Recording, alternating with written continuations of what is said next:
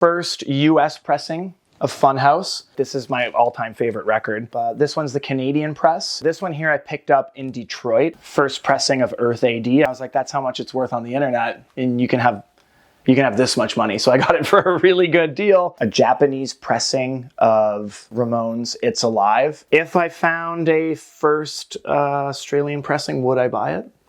Probably. Hey, I'm Patrick, and this is the second episode of Record Rooms, an interview series that I'm doing where I talk to record collectors in their record rooms. First of all, I just want to say thank you for clicking on the little thumbnail and finding yourself here from the first couple of videos that I put out. It really was kind of overwhelming, the reception, and it really tells me that there's an appetite for this kind of content, and you're here, so this is a good sign. So I just want to say thank you for being here. I'm trying to decide where I should balance between interviews with other collectors and sort of me talking directly to you about my records or about music history or deep dives or whatever it is. So I'm going to put two comments in the comment section here, one that says more interviews and one that says more solo videos. If you have a preference between the two, do me a favor, go down and just like the comment that you prefer, just so I can get a better read on the situation here.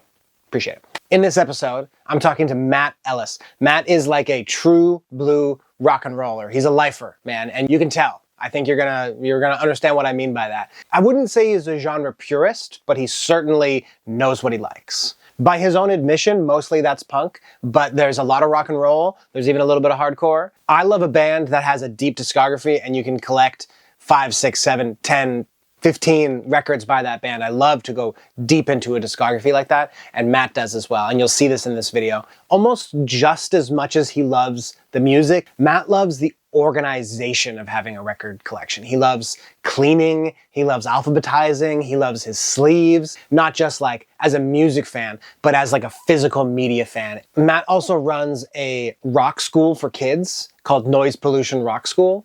Like imagine the movie School of Rock, but without the private school. Matt currently plays in a band called Golden Shitters, who put out an album last year. I think they put out one the year before that as well. Previous to that, Matt did a solo COVID record, Full Moon Fever. He was also in a band called Plastic Heads. And if you're gonna check out one band from Matt's discography, I highly suggest you check out Plastic Heads. They put out one LP, 2019, also on Ugly Pop Records. He's been a member of the Vapids since 2008. Dee Dee Ramone once referred to the Vapids as the hardest working punk band in Canada. If you enjoy what I'm doing, if you enjoy what you see, I would really appreciate it if you could like, comment, subscribe. I've also set up a TikTok for clips from the show, and I've got a dedicated Instagram page for clips from the show as well. See you next time. Thank you.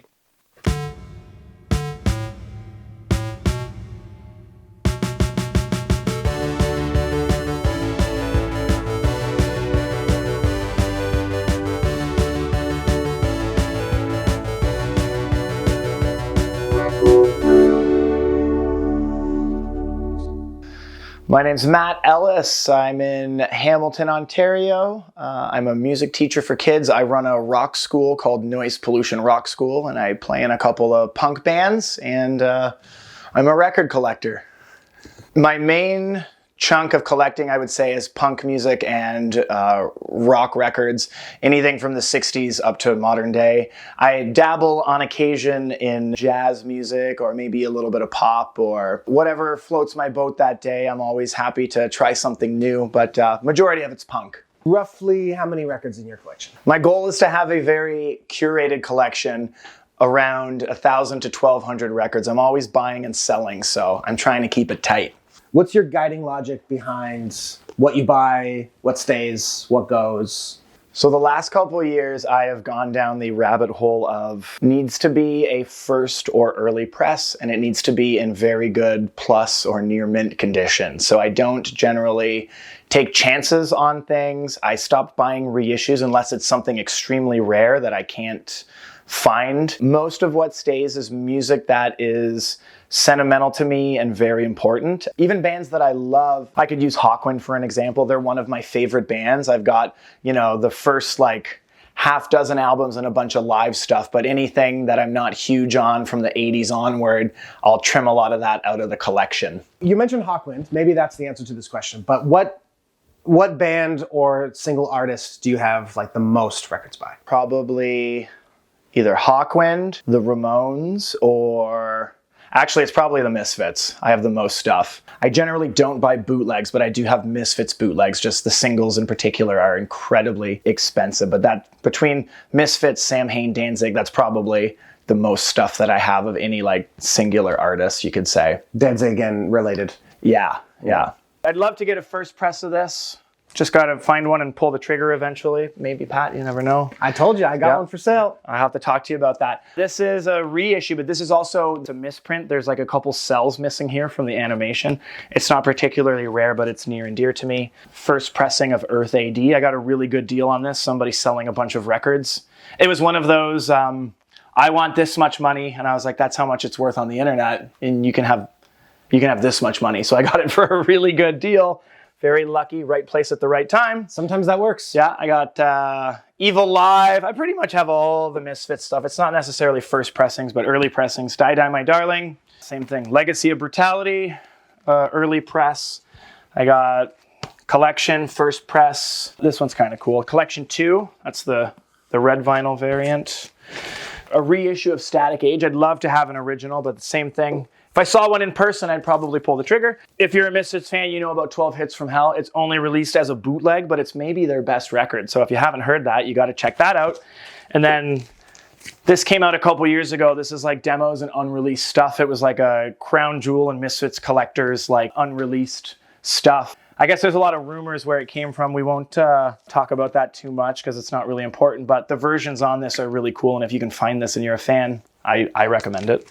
I generally don't buy rare records online because I enjoy the hunt and the surprise of it. So I will on occasion buy a reissue online. Current active bands, I will buy new records online. I'm not going to spend $350 on Discogs trying to get rare stuff. I save that for record stores and record fairs and that kind of thing. So you like the hunt? I enjoy the hunt. I enjoy being surprised. I like that feeling of digging through the bin and finding, sometimes it's something that you've been looking for a long time. Other times it's something that maybe was in like the back of my mind and you kind of forget about. Like I was at a record fair recently and I got a Replacements record and it was not something that was like high on my want list, but I've gotten into that band the last few years and it was like, oh, wow, I should get this kind of thing. So I enjoy the surprise of it. You can justify paying a premium when you're looking at the record, when it's in your hands, and you don't have to rely on somebody else's like grading judgment. Yeah, totally. Right? Yeah. Not everybody's VG Plus is the same. I've been really lucky selling on Discogs, and I'm happy to say I have a 100% seller rating, but I've never bought a record, so I have 0 buyer rating. Do you remember when collecting shifted from like I buy records to I collect records? For a lot of people, when they get down into the trenches of record collecting and it becomes a more serious endeavor, that's when you start to think about things like, well, I have a reissue, maybe I'd like to get a first press. I think once you start to go down that rabbit hole, it kind of becomes a different beast, if you will. So what records have brought you down that rabbit hole? Maybe you started with a reissue, you found a used early copy, and then you wanted a true first. And the Stooges comes to mind. So this is a first Canadian press of the self-titled Stooges record.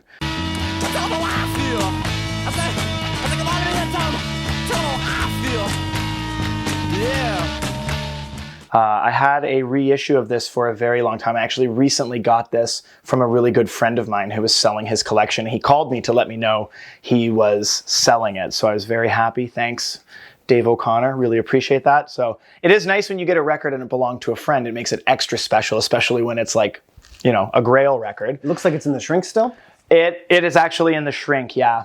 And I do have it in one of those fancy sleeves, those double sleeves we were talking about earlier. Vinyl Storage Solutions? Yeah. Big shout out to them. Their sleeves are great. I was just saying I don't want to buy them, but you get it in your hands and you're like, maybe I'll buy 1,000. Quick interruption here. So the sleeves that Matt's talking about are these double pocket sleeves from Vinyl Storage Solutions.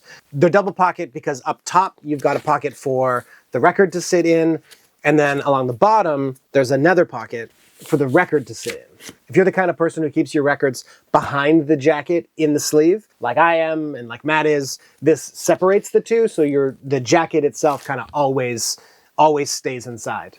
And then it's just the record that pops in and out. I can't believe I'm about to do this, and honestly, I can't believe I get to do this, but Vinyl Storage Solutions is offering 10% off these sleeves and any of their other sleeves. They've got single pockets, they got 7 inches, they got all kinds of accessories and stuff. But if you use the code PACKRAT, it'll get 10% off of whatever you want. There's also a link in the description that'll take you there as well. Shop around, you can see 10% off whatever you want.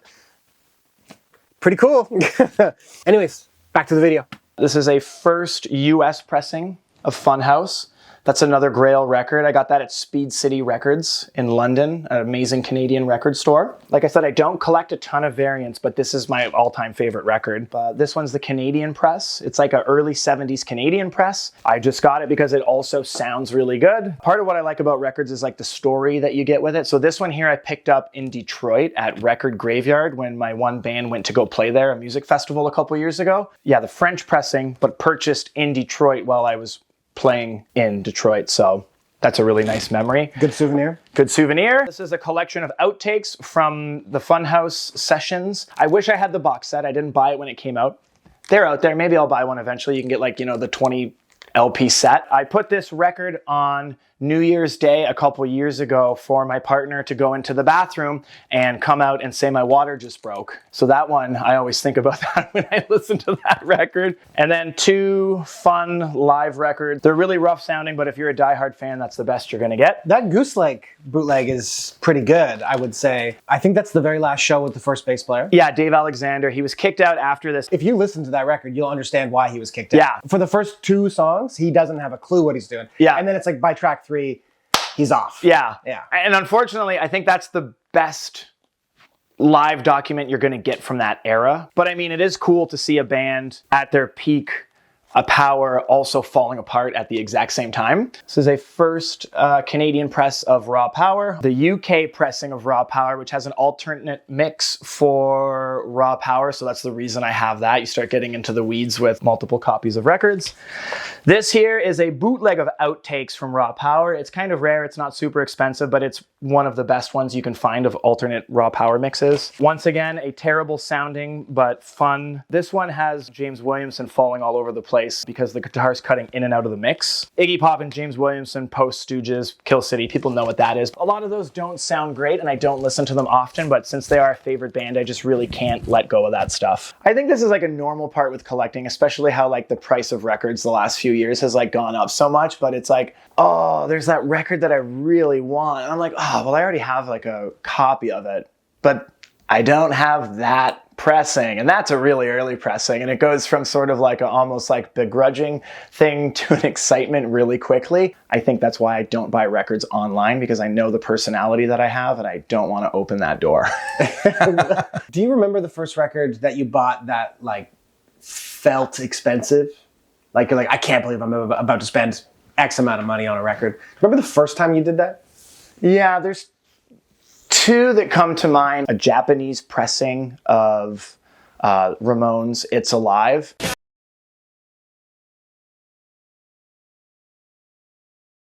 Funny because it's a single LP as compared to a double. And I was like, I'm paying more money for less music. I think it was $80. I got it from Hits and Misses in Toronto, and that was one of the first times I was like, that's a lot of money. My theory on it is record collectors like Japanese albums because Japanese collectors take really good care of their stuff. I don't even know if I've ever seen a Japanese record that's in like bad condition. You know? Well, certainly when they make it to North America and they're for sale. Maybe Japan is just full of a bunch of crappy condition Japanese pressings. Yeah. But I got to put that back in the right spot or I'm going to beat myself up later. And this is one of the first records that I bought. I had just got a record player and I found that on the wall at like a flea market, and I'll be keeping that forever, that's for sure. And there was a Rolling Stones single and it was Last Time and Play With Fire, and it was like an earlier German press with a picture sleeve. $75 was the price. I think he dropped it down to 60 for me. So Tim, if you ever see this, thanks brother. Listening to a single it's like the purest way you can listen to like rock or punk music, right? Like just 2 songs, sit down, boom, boom. Always a pleasure to have a good single. For sure. You're really sort of like in the smallest group of nerds when you're a record collector who goes after singles. Yeah. Especially if it's like a European picture sleeve, like a Japanese picture sleeve or something. It's maybe a band photo you've never seen before that never used anywhere else. I collect a lot of Ramones and Buzzcocks 45s, and a lot of those have great like foreign sleeves. Mm-hmm. It's just like a nice addition to having the LP. It's hard to be into punk or soul or funk or reggae. They live on 45. Yeah, yeah. Back in the day, that was like the business card or like the preview, right? Totally. The little teaser. And usually the best songs are on there. It scratches a certain itch that's hard to explain unless you're into singles. And yeah, I know people that they collect records very religiously, but they don't collect like any singles. A lot of times you go to record shows or a record store and like they don't even carry 45s, and you know that always blows me away. But you always got to ask if there's a box of 45s behind the counter, right? Yeah, where's your eBay and Discogs box? I need to see that. If I'm in a store and sometimes like on the price tag or they'll put like a sticker on the sleeve that says like Discogs. That way like the clerk can know to pull it off Discogs when it sells. And as soon as I see that, I usually just go straight to their Discogs page and just see if there's anything in the store that's on my want list. And sometimes you get lucky and they've got it online and you can just buy it there in the shop. That's a really good, I've never even thought about that before. I'm gonna make a note of that. Yeah, and absolutely. Maybe I don't need to dig so hard in this one. I can go to the next store. Are you like a true alphabetical guy? Do you go by genre? Is it chaos theory? No, because when you put the Ramones back, you said, no, wait, I have to put that in the right place. So yes. Tell me about the right place. Okay. Generally, I try to go as alphabetical as I can, and then everything goes chronological order. I only have a very small jazz section because usually when I'm listening to jazz, I'm in a very specific mood, so I want those ready and available, but everything else is alphabetical and chronological order. Sleeved in anti-static sleeves, all cleaned and put on the shelf in its proper place. They all have the same sleeves on them? All of the inner sleeves, it's all anti-static sleeves, and I go behind. I am thinking about potentially re-sleeving all of the outside sleeves. There's like so many great options out there nowadays for people who are record nerds, but part of my thing too is like, I guess I'm a little bit of a hippie at heart. I think about all of this plastic and me buying new plastic and re-sleeving the outsides when these are essentially, they're doing a pretty good job keeping my records safe. How do you separate like collector listening from just like household listening? Nina always teases me and jokes and says, I've never known anybody to take the fun out of record listening. This is like my favorite thing that you do. Yeah. So my Audio Technica 95 VN or whatever it's called, this is like my casual stylus. Each time I listen to an album side, it gets one click, right? I've got the same thing. There's my Microline stylus. It's new. There's only 35 album sides played on there. And then the blue, 339 clicks. So that's where I do like most of my listening. And I have a little note, 1,500 sides equals 500 hours. Recommended stylus life is between 500 and 1,000 hours. I'll probably replace around 500 because I'm very particular about those things. People can read into that however they want. There's been a lot of research done and you can go very deep down the rabbit hole. If you are serious about listening to records, you should replace your stylus semi-regularly because a bad old stylus will damage your records. You know, to each their own, but that's the way I do it. I couldn't tell you how many hours I've got on mine. It's like, yeah. So this is Escarita.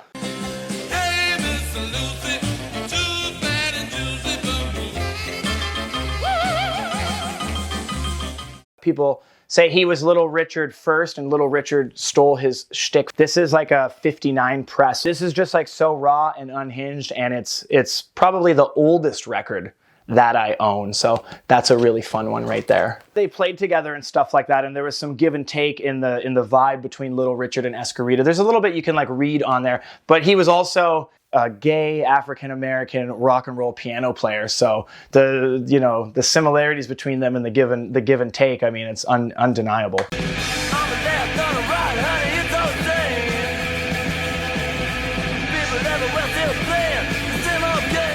First Pressed is on like straight up EMI, but like I guess Harvest, if memory serves correct, that's like the UK section of EMI. So this is not EMI Australia, but it's still a really cool record. It still sounds really good, and I'm totally happy to own it. If I found a first Australian pressing, would I buy it? Probably. Yeah, of course you would. Who wouldn't? Yeah. Who wouldn't? When I was younger, I loved Pink Floyd. This is like a first Canadian press. It's still in the shrink wrap and it's got the original sticker on it. Really clean copy, double LP, came from my mom's collection. I didn't listen to it for a really long time. I loved it in high school, but recently I listened to it with my kids a couple weeks ago, and my kids were asking me all these questions about the album. We were out in the living room with like blankets and stuff. We had like little lights going and incense and everything like that, and it really brought me back to listen to this. There's things that you like, you feel like you fall out of love with them, and then you get a little bit older and there's like a nostalgia factor that plays into things like that. So that's like an album that really surprised me, that obviously it's a classic. I just lost interest in it. When the album was done, I was like, God damn, that is a classic. Yeah, I mean, I've definitely done the lay on the floor with the funky lights on and listen to Pink Floyd, but it was a little less innocent than you doing it with your kids. There was a couple additives involved. Yeah, I think the last time I listened to it, there was probably additives. So doing it like in a family setting, it's a total different trip. In the corner here, I keep the new records that I have. These ones haven't even been cleaned yet, but like perfect example, I got, you know, Our Friends, Imploders. I just got that.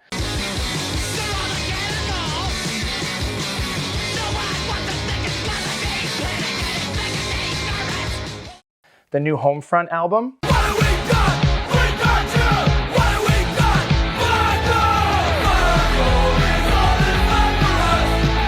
I won't listen to them until they're cleaned. I'll probably clean them later tonight and put them right back here. Even for brand new records. Even for brand new records, they have to be cleaned first. Factories are dirty. I usually try to listen to my new stuff before I go to the classics. The classics are always going to be here. My collection's been trimmed several times over the years, so the things that I have here, I feel like I'm going to have forever. When I have time to listen to music, I generally try to start with the new things that I have that I haven't heard, and then I file them away. Unless they suck, in that case, they go directly to the sale bin. Things like this would be more... Francois. Yeah, Francois Hardy. That would be like a Sunday morning record. Voilà, je regarde les autres. Lee Hazelwood. These are, other than the Nancy and Lee, they're all reissues. I wake up Sunday morning with my mind all in a haze. But like I said, there's certain records that are just like so good that I'd rather have a reissue than not have it at all. But a lot of times now with my collecting, I hold out for an original. But if I have a reissue, I'll hang on to it. Those are classics for me for breakfast time. I used to listen to like jazz, like Sun Ra and like John Coltrane and stuff like that. I guess the way my mind works, when there's like Archie Shepp and like crazy saxophones and, you know, it's all like atonal, like... I love that, and it like puts my mind at peace, but like my partner had to be like, that's not like a first thing Sunday morning record for me. So everybody has a different idea of what relaxing is, I guess. What's still on your want list now? A couple big records that I want. I have first or early pressings of all of the Ramones records up to the 80s. I do not have Adios Amigos, Acid Eaters, or Mondo Bizarro. Those are the 90s records that seem to be the most expensive and not necessarily my favorite. But once again, it just goes back to, I don't want to pay a premium for that online. I want to be surprised by going into a record store and seeing Adios Amigos on the wall and going, finally, I've been looking for that for years. I also had bootlegs of those records and I didn't think they sound that good, so I sold them. You know, the fancy stylus, my scale for setting the stylus weight, for lining up your stylus, all of these things. If you get nerdy, it's all important. But those are all my alignment tools and everything that go hand in hand with setting up your turntable and making sure you can get, you know, the best sound out of what you have. All right, so I came into a collection a couple years ago. There's a bunch of rare 45s, and I've let go of most of them since then, but there's two particularly rare ones. It's a band called Smile. It's Brian May from Queen before Queen.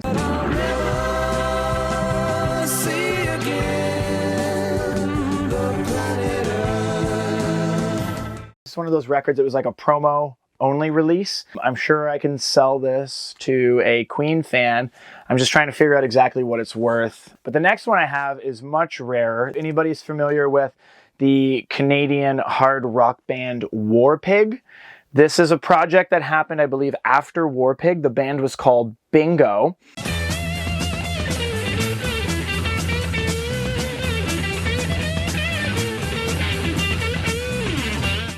It's kind of like, we listen to it, it's kind of like 70s boogie rock. Yeah, it's not as good as Warpig. It's not as good as Warpig. This was only released as a test press. Nobody really knows how many there are out there. I actually talked to one of the guys in the band. It's one of those things I don't think anybody knows who like owns the rights or whatever. Since it's only a test press, it's never been sold.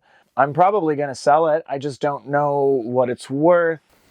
Okay, so can you tell me about your cleaning process? Sure. I have a Okinoki vacuum cleaning machine. So basically what happens is record goes on the turntable, microfiber to clean off any dust or hair. The clamp down, record's on here. It rotates, cleaning solution on the record. You let it sit for a few seconds. You log it into Discogs, turn the record on, and it rotates away.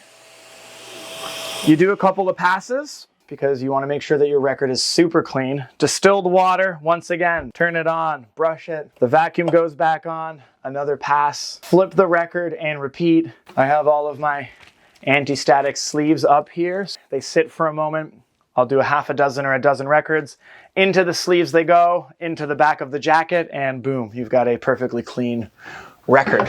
And you can listen without worrying about hearing all of that dirt. That's about all I got for you, Matt. Okay. Thank you for chatting with me. Thank you for indulging me in one of the most self-indulgent but rewarding hobbies one can have. Hey, if you're still here, thank you. I really, really, really appreciate it. As I've mentioned several times, this is totally a labor of love that I'm doing, and I'm spending a lot of my free time doing these interviews and editing. I'm like learning how to edit on this series. I don't come to this from video editing. Again, I hate to remind you, but like, comment, subscribe. There's an Instagram page, there's a TikTok page, all this kind of stuff. It's like it's swelling up. I'm trying to like put some real momentum behind this project. I'm hard at work on the next episode, on the next 10 episodes. I got a lot of these on the horizon. I've been talking to some heavy metal collectors recently. I got some jazz collectors, more punk. We're going in kind of all different directions here. Thank you, and I'll see you in the next one.